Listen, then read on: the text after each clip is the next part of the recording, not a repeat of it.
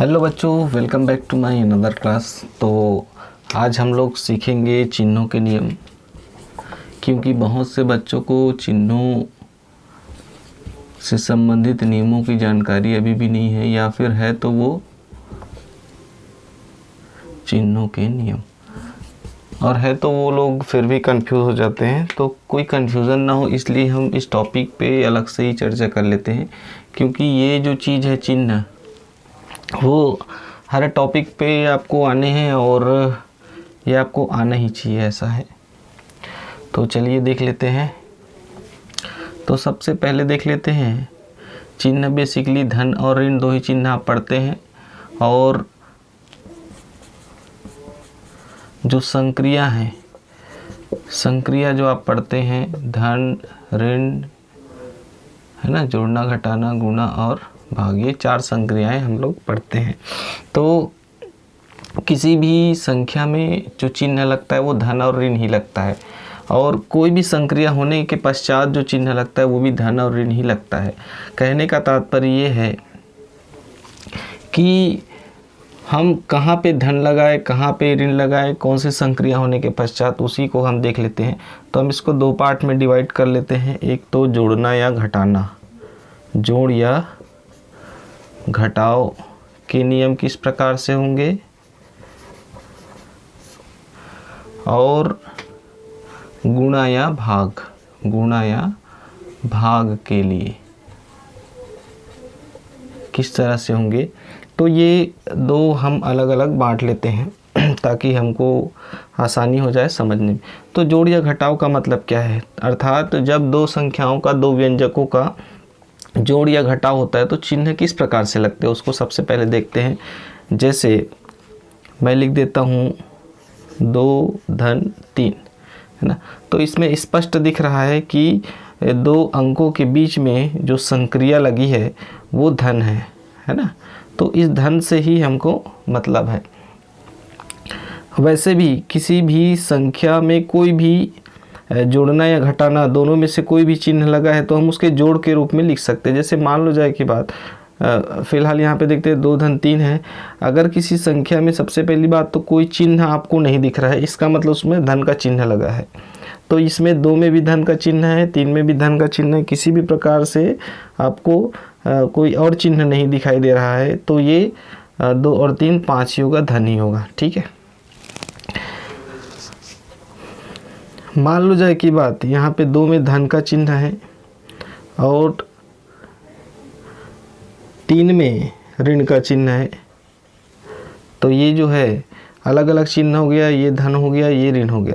हम इसको इस तरह से भी लिखते हैं, 2 धन, ये 3 को हम लिख सकते हैं ऐसा, ऋण 3, क्योंकि जो 3 है उसमें ऋण का चिन्ह लगा हुआ है, तो हम इसमें धन के रूप में अलग से इस तरह से कोष्ठक में लिख सकते हैं। उससे क्या होगा, हमको 2 का चिन्ह अलग से दिख रहा है धन, और 3 का जो चिन्ह है ऋण वो अलग से दिख रहा है। तो इसका मतलब हम 2 ऋण 3 को 2 धन कोष्ठक के अंदर ऋण 3 लिखते हैं। तो यहाँ पे 2 चिन्ह जब एक साथ आ जाते हैं तो फिर इसको एक को कोष्ठक में हम लिख लेते हैं। तो जब अलग अलग चिन्ह है, देखिए इसमें एक समान चिन्ह था, इसमें अलग अलग चिन्ह है, तो हमेशा छोटी संख्या जो होती है वो बड़ी संख्या से घट जाती है, वो हमेशा घटेगा, चिन्ह चाहे कोई भी रहे, लेकिन जो छोटी संख्या है वो हमेशा बड़ी संख्या से घटेगी। अर्थात 2 और 3 का जो डिफरेंस है वो एक ही आएगा हमेशा, चाहे 2 बड़ा रहे या 3 बड़ा रहे, लेकिन हमेशा जो बड़ी संख्या है, दोनों का डिफरेंस बड़े और छोटे का, वही इसका उत्तर होगा। लेकिन बात आती है चिन्ह की, तो हमेशा जो बड़ी संख्या रहेगी उसी का चिन्ह लगेगा। ठीक है। तो इसमें कोई कन्फ्यूज़न नहीं होना चाहिए।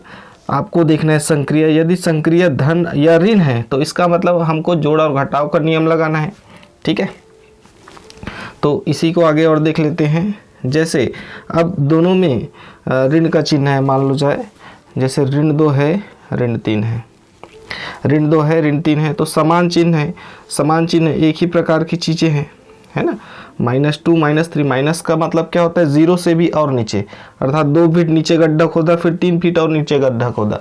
तो इसका मतलब क्या है कि ये दोनों जुड़ेगा, एक तरह की राशि है, 3 और 2 5 होगा, और ऋण का ऋण ही हो जाएगा। ठीक है। तो यहाँ पे देखिए ऋण 2 है, ऋण 3 है, तो ऋण और ऋण है तो ऋण ही हो गया, अर्थात एक समान चिन्ह है। यहाँ पे एक समान चिन्ह है तो धन ही आया, एक समान चिन्ह है ऋण और ऋण है तो ऋण ही आया। 2 और 3 भी जुड़ा 5 है, और 2 और 3 जुड़ा 5 है, अर्थात समान चिन्ह है तो ये क्या हो रहे हैं, जुड़ रहे हैं। असमान चिन्ह है तो घट रहा है। अर्थात यदि 2 धन 3 करे तो ये 5 हो जाता है, ऋण 2 ऋण 3 करे तो ये ऋण 5 हो जाता है, ऋण 2 धन 3 करे तो ये 1 हो जाता है, ऋण 2 धन 3, और 3 ऋण 2 करे, या फिर ऐसा लिखे 2 ऋण 3 करे तो ये हो जाता है ऋण 1। तो इस तरह से हमने 4 अवस्थाओं को देख लिया। तो यही 4 अवस्थाएं ही आपको कोई भी प्रॉब्लम के अंदर मिलेगा, अर्थात जब दोनों धन हैं, जब दोनों ऋण हैं, एक धन एक ऋण है, या एक ऋण एक धन है। तो इसको और अच्छे से समझने के लिए हम चलते हैं संख्या रेखा पर। तो देखिए 2 धन 3 का मतलब है 1 2 3 4 5 6 7 8 9 10, ऐसा हम लिख लेते हैं। 1 है, 2 है, 3 है, थोड़ा बड़ा लिख देते हैं। ये 0 1 2 3 4 5 6 और ये आते ऐसे जाते जाएगा। तो 2 धन 3 का मतलब है कि दो स्थान गए, उसके बाद 3 स्थान गए, तो 1 2 3 स्थान जाएंगे तो ये क्या हो जाएगा, +5 हो जाएगा। संख्या रेखा में क्या होता है, 0 के लेफ्ट साइड में ऋणात्मक होता है, राइट साइड में धनात्मक संख्याएं होती है। अगर संख्याएं आगे बढ़ते जा रही है तो फिर वो जुड़ रही है ना, आगे जा रहा है मतलब जुड़ते जा रहा है, पीछे आ रहा है मतलब घटते जा रहा है। तो संख्या रेखा के जो दाईं ओर है, इधर धनात्मक संख्या आती है, इधर ऋणात्मक संख्या आती है। तो चूंकि 2 और 3 धनात्मक है तो 2 का मतलब है हम शून्य से 2 स्थान चलेंगे, किधर चलेंगे, दाईं तरफ चलेंगे। क्यों चलेंगे, क्योंकि 2 धनात्मक है, 3 भी धनात्मक है तो आगे ही चलेंगे। अब ऋण 2 ऋण 3 है, ऋण 2 ऋण 3, ये 0 है, ऋण 1 है, ये ऋण 2 है, ये ऋण 3, ऋण 4, ऋण 5। इसका मतलब है 2 स्थान चलेंगे, किधर चलेंगे, इसके बाईं ओर चलेंगे, अर्थात ऋणात्मक तरफ चलेंगे तो ऋण 2। उसके बाद 3 स्थान चलेंगे, किधर चलेंगे, ऋणात्मक तरफ चलेंगे तो 1 2 3। तो इस प्रकार से इसका उत्तर क्या है, ऋण 5। उसी प्रकार से यदि ऋण 2 धन 3 है, ऋण 2 धन 3, ये 0 1 2 3 4, ये ऋण 1 ऋण 2, ये ऋण 3। तो हमने लिखा 0 1 2 3 4, इधर 0 -1 -2 -3, तो यहाँ से -2 +3, तो -2 है तो ऋणात्मक तरफ चलेंगे 2 स्थान, है ना, और +3 अर्थात 3 स्थान, यहाँ से फिर प्लस है तो आगे चलना 1 2 3। तो देखिए आप लोग देख सकते हैं कि इसका जो आंसर है वो क्या आ रहा है, +1 आ रहा है। उसी प्रकार से 2 -3 है तो ये पहले 2 स्थान आगे चलेंगे और फिर 1 2 3 स्थान पीछे चलेंगे। तो इसका जो उत्तर है वो क्या आ रहा है, -1 आ रहा है, -1 आ रहा है, ये देख सकते हैं। तो इस प्रकार से संख्या रेखा एक बहुत ही अच्छा माध्यम है चिन्हों को समझने का। तो इस जो नियम है उसको आपको अच्छे से याद में रखना है। तो ये नियम फाइनली हुए क्या उसको देख लेते, ये अच्छे से देख लीजिए और इसको अपनी कॉपी में नोट भी कर लीजिए ताकि आपको अच्छे से समझ में आए। तो फाइनली हुआ क्या हमारे पास, ये देख लीजिए। तो यदि धन और धन है, ये दोनों कोई भी 2 राशियां धन और धन है तो धन ही होगा, ऋण है ना, और ऋण है तो ये ऋण ही होगा, धन है और ऋण है तो ये क्या होगा,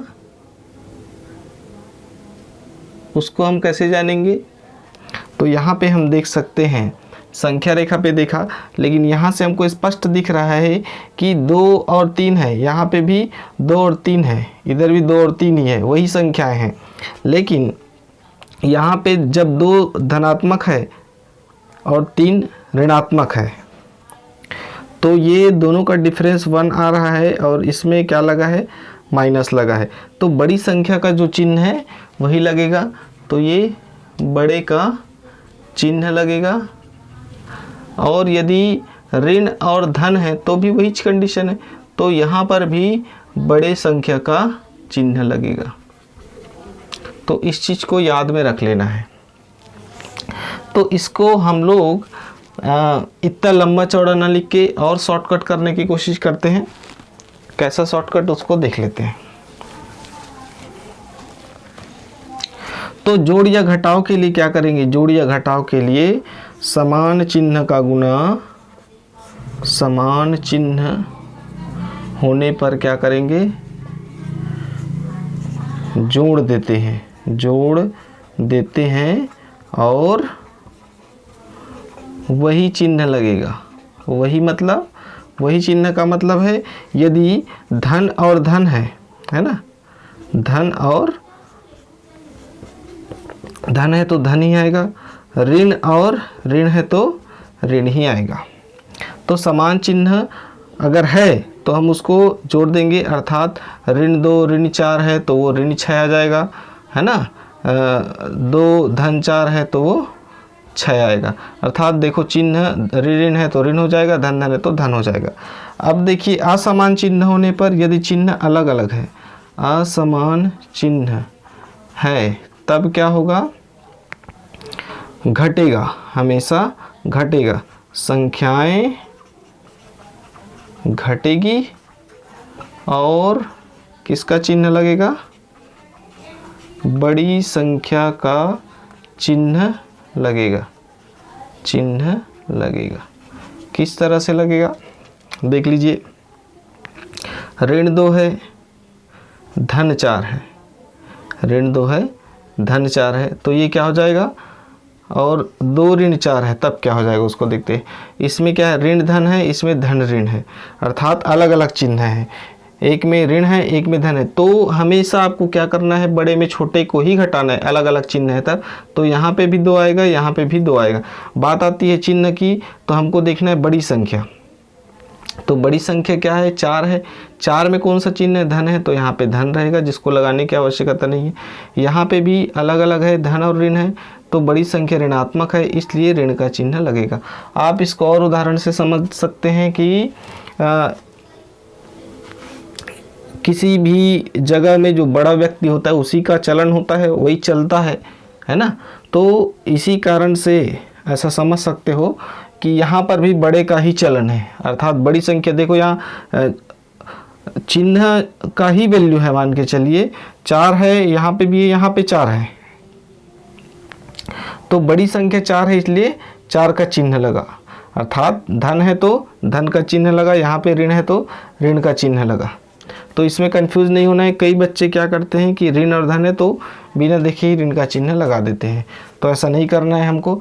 तो इससे संबंधित चलिए और कुछ उदाहरण देखते हैं ताकि आपको और अच्छे से प्रैक्टिस हो जाए।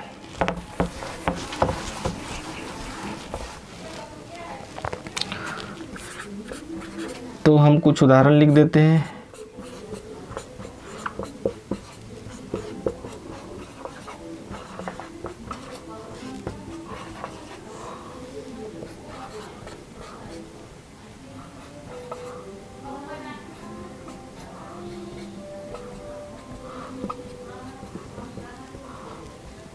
तो ये हम कुछ उदाहरण लिख दे रहे हैं।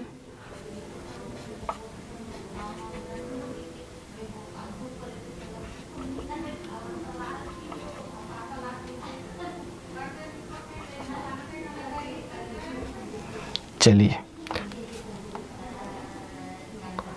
तो 8 -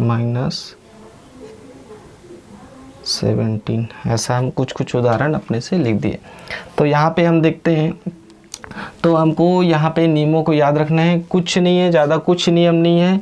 आपको 2 पॉइंट में याद रखना है, 1 और 2, जोड़ना या घटाना में, जोड़ना या अगर घटाना हो रहा है। देखो यहाँ पे कोई गुणा वगैरह या भाग का चिन्ह तो नहीं दिख रहा है, केवल प्लस और माइनस ही दिख रहा है। तो इस कंडीशन में आप जान लीजिए कि ये क्या हुआ है? जुड़ा और घटा है। तो इस कंडीशन में जुड़ा या घटा है तो आपको 2 नियम याद रखने हैं। कौन कौन से 2 नियम? समान चिन्ह क्या करेंगे? जुड़ेंगे, असमान चिन्ह हमेशा घटेंगे।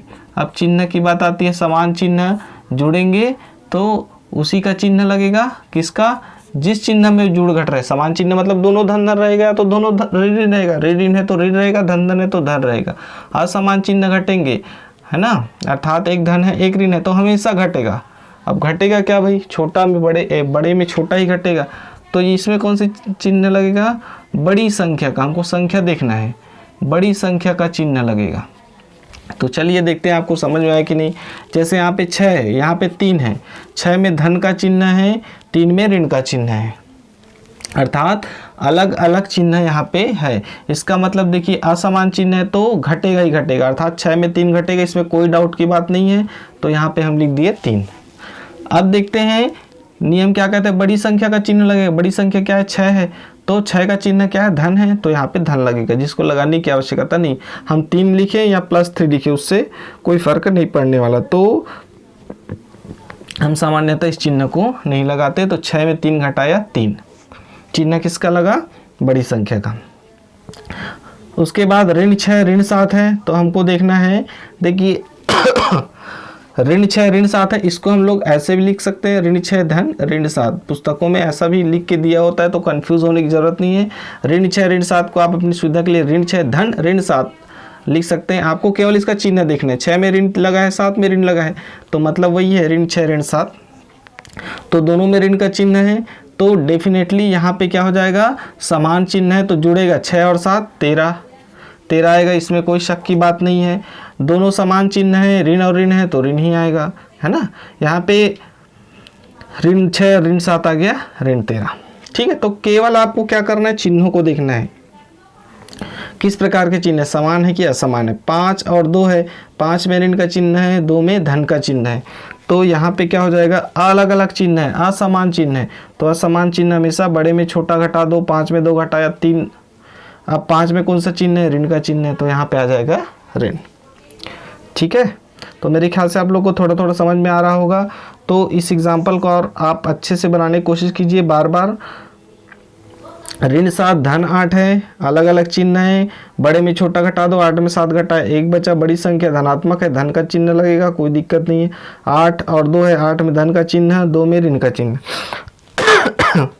तो यहाँ पे बच्चे जो है कई जगह पे कंफ्यूज, 8 में 8 ऋण 2 लिखे तो एकदम समझ जाते हैं, लेकिन उसी को 2 ऋण 8 लिख दिए तो वो कंफ्यूज हो जाते हैं। कंफ्यूज नहीं होना है, दोनों का एक ही मतलब है, 8 ऋण 2 2 ऋण 8, अर्थात 8 में ऋण का सॉरी थोड़ा गड़बड़ हो गया था। यहाँ पे हम इसको ऐसे लिख सकते हैं, ऋण 2 धन 8। हाँ अब ठीक है। तो 2 में देखो जो चिन्ह है वही चिन्ह लगे रहना चाहिए, क्योंकि जो घटाना होता है वो क्रम विनिमय नियम का पालन नहीं करता है। अब वो और बाकी क्लास में बताएंगे क्रम विनिमय नियम के बारे में, जोड़ना घटाना का। तो यहाँ पे 8 ऋण 2 है, 2 में ऋण का चिन्ह है, यहाँ पे ऋण का चिन्ह, 8 धन का चिन्ह है, यहाँ पे धन का चिन्ह है। ठीक है, तो अगर हम 8 ऋण 2 को ऋण 2 धन 8 लिख देते तो बच्चे कंफ्यूज हो जाते, ये मैं बोल रहा था। तो यहाँ पे कंफ्यूज नहीं होना है, अलग अलग चिन्ह है, घटेगा 8 में 2 ही घटेगा, तो आ जाएगा 6 आना ही आना है, इसको आप एकदम ध्यान में रख लीजिए। और यहाँ पे जो बड़ी संख्या है धनात्मक है तो यहाँ पे धन 6 ही आएगा। 7 ऋण 8 अलग अलग चिन्ह है, घटेगा, 8 में 7 घटा 1 बचा, है ना। और बड़ी संख्या क्या है, ऋणात्मक है, तो यहाँ पे ऋण 1 आ जाएगा। ठीक है, 13 ऋण 11 बड़ी संख्या धनात्मक है और अलग अलग चिन्ह है, 13 में 11 घटेगा, कितना आएगा, 2 आएगा, बड़ी संख्या का चिन्ह। 18 11 दोनों धन धन है तो धन ही रहेगा, और 18 और 11 29 आ जाएगा। दोनों ऋण है ना, जुड़ेगा और वही चिन्ह लगेगा, तो दोनों को जोड़ो क्या आ जाएगा, ये 23 आ जाएगा। और दोनों को जोड़ेंगे तो ऋण का ऋण, समान चिन्हों का जो योग है वो क्या हो जाता है, ऋणात्मक ही रहता है। 17 ऋण 18 ये हो जाएगा ऋण 1, उसी प्रकार से ये 1 हो जाएगा।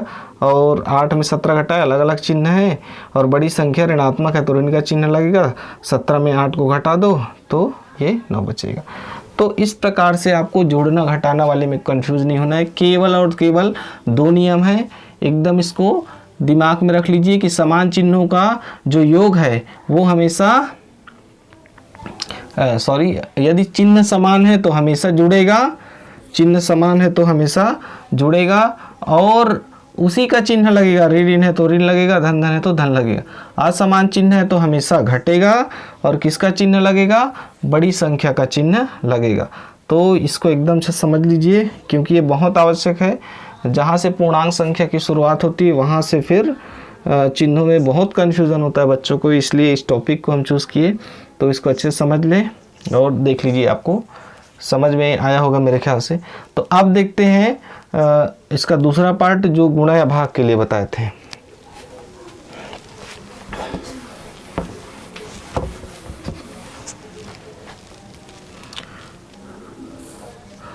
तो गुणा या भाग, तो जैसे ऋण 2 गुणा ऋण 3 है, ऋण 2 गुणा 3 है, 3 गुणा ऋण 2 है, इसको मैं डायरेक्ट लिख रहा हूँ 3 गुणा 2 है। ये 4 कंडीशन है, अर्थात धन गुणा धन, ऋण गुणा ऋण, धन गुणा ऋण, ऋण गुणा धन। ठीक है, तो यहाँ पे हम देखते हैं ऋण 2 गुणा ऋण 3। तो गुणा में तो उत्तर वही आना है, 2 3 6, यहाँ भी 6 आएगा, यहाँ भी 6, यहाँ भी 6, यहाँ भी 6, इसमें कोई शक की बात नहीं है। इसमें गुणा का चिन्ह है तो 2 3 6, 2 3 6, 2 3 6, 2 3 6, है ना, यहाँ पे होना ही है 2 3 6, 2 3 6, 3 दूनी 6, 3 दूनी 6, है ना। तो चूंकि गुणा में क्रम विनिमय नियम का पालन होता है तो आप इसको कैसा भी अल्टी पल्टी लिख सकते हैं, कोई दिक्कत की बात नहीं है। तो ऋण 3 गुणा ऋण 2, 6 सब में आना है। अब चिन्हों की बात कर लेते हैं। देखिए, समान चिन्हों का गुणा हमेशा धनात्मक होता है, तो यहाँ पे धन होगा। असमान चिन्हों का गुणा ऋणात्मक होता है, तो यहाँ ऋण होगा, यहाँ ऋण होगा, यहाँ पे धन होगा। ठीक है, तो यहाँ पे धन और धन का गुणा धन होता है, ऋण और ऋण का धन होता है, और धन और ऋण का ऋण, और ऋण और धन का गुणा ऋण। तो ऐसा करने से बच्चे, आप लोग थोड़ा कंफ्यूज हो जाता है कि धन धन का धन ऋण, तो ऐसा कुछ आपको याद करने की ज़रूरत नहीं है, मैं भी बता रहा हूँ आप लोग को। और वैसे ही भाग में होता है, जैसे 6 divided by 2 minus 6 divided by 2 minus 6 divided by minus 2, या फिर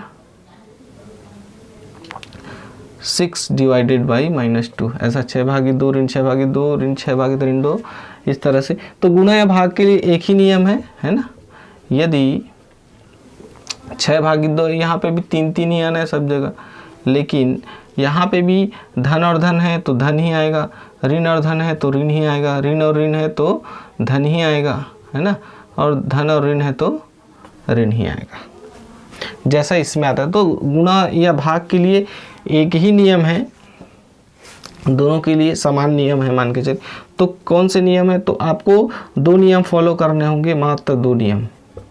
तो पहला है समान चिन्हों का गुणा या भाग क्या होता है, हमेशा होता है धनात्मक, अर्थात धन ही होगा। समान चिन्ह, समान चिन्ह मतलब यदि धन धन है या ऋण ऋण है तब हमेशा धनात्मक होता है।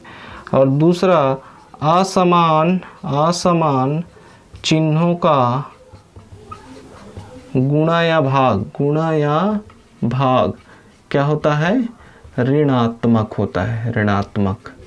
ठीक है, तो इसको एकदम गांठ बांध लीजिए। समान चिन्हों का गुणा करें या भाग करें हमेशा धनात्मक होगा, समान चिन्हों का असमान चिन्हों का गुणा या भाग करें हमेशा क्या हो जाएगा, ऋणात्मक हो जाएगा। तो इस तरह से केवल और केवल 2 नियम है, कोई दिक्कत वाली बात नहीं है। गुणा या भाग तो और सरल है। तो चलिए इसके 1-2 एग्जाम्पल देख लेते हैं। जैसे मैं करता हूँ ऋण 4 गुणा ऋण 3, तो देखिए ऋण और ऋण है तो समान चिन्हों का गुणा, देखिए यहाँ पे गुणा कर रहे हैं, जोड़ना या घटाना वाला नियम फिलहाल यहाँ पे भूल जाइए, क्योंकि हम अभी गुणा कर रहे हैं, है ना। हमारा संक्रिया क्या है, गुणा है, जोड़ना या घटाना संक्रिया है, उसके लिए हम पीछे बताए। तो समान चिन्हों का गुणा क्या हो जाएगा, धनात्मक होता है। 4 3 तो 12 होना ही होना है। ऋण 6 गुणा 4 है तो 6 चौक 24 तो होगा ही होगा। बात आती है चिन्ह की, तो असमान चिन्ह, इसमें ऋण का चिन्ह है, इसमें धन का चिन्ह है, तो ये ऋण ही रहेगा। ठीक है, उसी प्रकार भाग का देखते हैं। तो ऋण 12/3 3, जिसको हम ऋण 12/3 भी लिख सकते हैं। इसको ऐसा लिखा जाता है। तो यहाँ पे हो जाएगा 3 में 4 का भाग दे, 3 चौक 12, तो 4 आया। अब चिन्ह क्या लगाए, तो ऋण है, इधर धन है, अंश और हर को देखना है, तो अलग अलग चिन्ह है, ऋण है धन है, तो यहाँ पे ऋण आएगा। ठीक है, तो यहाँ पे देखिए ऋण 12/3 लिखिए या 12/3 लिखिए, दोनों का मतलब एक ही। आप चिन्ह को ऊपर या नीचे कोई भी जगह पे लगा सकते हैं, लेकिन सामान्यतः चिन्ह को ऐसा ऊपर में लगाया जाता है। और देख लेते हैं ऋण 16/4। तो यहाँ पे समान चिन्हों का गुणा या भाग धनात्मक होता है, जिसको हम लोग ऐसे ही कर देते हैं कि ऋण और ऋण कट गया, ऐसा सामान्यतः बोल देते हैं पढ़ते समय। तो आप कटाएं या कुछ भी करें, लेकिन उसका मतलब यही है कि समान चिन्हों का जो भाग है वो क्या हो जाता है, धनात्मक, और 4 चौक तो 16 होगा ही होगा। तो इस चीज़ को आप समझे कि समान चिन्हों का गुणा या भाग धनात्मक होता है और असमान चिन्हों का गुणा या भाग ऋणात्मक होता है। तो मेरे ख्याल से आप लोग को बहुत अच्छे से समझ में आ गया होगा कि जोड़ना घटाना के लिए केवल और केवल 2 नियम हैं कि यदि चिन्ह समान है तो जुड़ेंगे और वही चिन्ह लगेगा, चिन्ह असमान है तो घटेगा हमेशा और बड़ी संख्या का चिन्ह लगेगा। गुणा या भाग के लिए आपको ध्यान में रखना है कि समान चिन्ह का जो गुणा या भाग है वो हमेशा धनात्मक होता है और असमान चिन्हों का जो गुणा या भाग है वो हमेशा ऋणात्मक होता है। तो ये बेसिक नियम है, आपको पता रहना चाहिए, तभी आप गणित में आगे जो है सवालों को बनाने में कोई दिक्कत नहीं होगा, नहीं तो फिर चिन्हों के कारण ही बहुत सारा कन्फ्यूज़न होता है। तो उम्मीद करता हूँ आप लोग को ये चिन्हों का जो नियम है वो समझ में आया होगा। तो समझ में आया कि नहीं आप लोग कमेंट करके ज़रूर बताएं, और चैनल को सब्सक्राइब नहीं किए हैं तो सब्सक्राइब करें, ताकि आप लोग को मेरा वीडियो जो है जब भी डालूँ वो मिलता रहे, और जो बेल का आइकॉन होता है उसको भी दबाएं। आई होप आप लोग को अच्छे से समझ में आ गया होगा। तो ठीक है, थैंक्स फॉर वॉचिंग, मिलते हैं नेक्स्ट क्लास में। Thank you.